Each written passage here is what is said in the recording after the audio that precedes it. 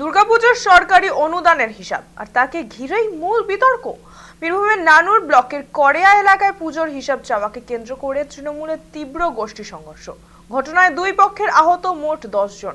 এক পক্ষের অভিযোগ, অনুব্রত মণ্ডলের অনুগামী হওয়ার কারণেই কাজল শেখের অনুগামীদের হামলার শিকার হতে হয়েছে, যদিও কাজল অনুগামীদের পাল্টা দাবি। এই ঘটনার সঙ্গে কোনো রাজনৈতিক গোষ্ঠী দ্বন্দ্বের সম্পর্ক নেই। জানা গিয়েছে সম্পূর্ণ বিষয়টিই নাকি দুর্গাপুজোর সরকারি অনুদানের হিসাব সংক্রান্ত। আহতদের প্রথমে নানুর ব্লক প্রাথমিক স্বাস্থ্য কেন্দ্রে নিয়ে যাওয়া হয়। পরে 3 জনের অবস্থা আশঙ্কাজনক হওয়ায় তাদের বোলপুর মহকুমা হাসপাতালে স্থানান্তর করা হয়। এই ঘটনার খবর পেয়ে কীর্ণাহার থানার পুলিশ দ্রুত ঘটনাস্থলে পৌঁছে পরিস্থিতি নিয়ন্ত্রণে আনে। ইতিমধ্যে দুই পক্ষের মোট 4 জনকে আটক করা হয়েছে। আপাতত পুরো ঘটনার তদন্ত শুরু করেছে পুলিশ।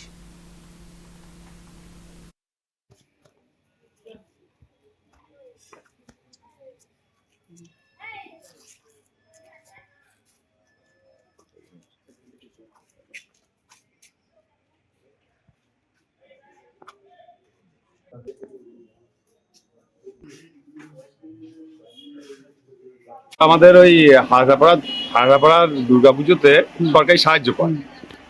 ওই টাকা এই পীযূষ হাজরা মানে রাজ্য ওই বেসরকারি সুদ দিয়ে খাটানো হয় না, 6% 7% ওই সুদ দিয়ে খাটিয়ে লক্ষাধিক টাকা মানে প্রায় 7 লাখ মতন টাকা ও আত্মসাৎ করছে। এরা আজ হিসেব চাইতে গেছিল, অনেকদিন ধরেই চলছে। এটা তোর কাছে বলতে যায় যে তোর টাকার হিসেবটা দে, তখন ও লাঠি সোটা নিয়ে এদেরকে তেড়ে আসে।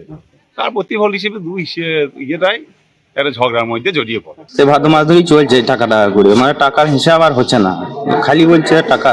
আমাদের ঠাকুর বাড়ি কিছু টাকা আছে আর কি, দুর্গা ঠাকুর বাড়ি কিছু টাকা আছে, সেই টাকা খালি বলছে টাকার হিসাব দিতে হবে। কলকাতা থেকে একজন এসেছে, মনোজ বলে নাম, ওই মারামারিটা লাঠাটা লাগাইলো। দাদা বললো যে বেশ আমি টাকার একটু হিসাব তো অনেকবার দিয়েছি, আমি আর টাকার হিসাব দিতে পারবো না, তোরা যা কিছু করগা বলে বলেছে। আর সব লাঠি ডাঙিয়ে এসে আমাদেরকে মারতে না, এখানে আসল উদ্দেশ্য আমাদের সরকারি টাকা। আমাদের মিনিমাম 15 জন আহত। হ্যাঁ, ওরা যেটা বলে পুরো সাজিয়ে বলেছে, এটা পার্টি কোনো পার্টি আসবে না। না, এর মেন উদ্দেশ্য সরকারি টাকাও এতদিন এই টাকাটা কি ইয়ে করছে সুদে। হ্যাঁ, ও সুদে খাটাচ্ছিল টাকাটা। আজ আপনি হিসাব চাইতে গেছি, আজ ওরা মারপিট করতে আসছে। ওটা ছিল এই রিসেন্ট আমার এই বছর আমাদের নামে করলাম ঠাকুরটা, এখন ওই চালাইতো। আমরা হিসাব চাইতে গেছি, হিসাব দিচ্ছে না।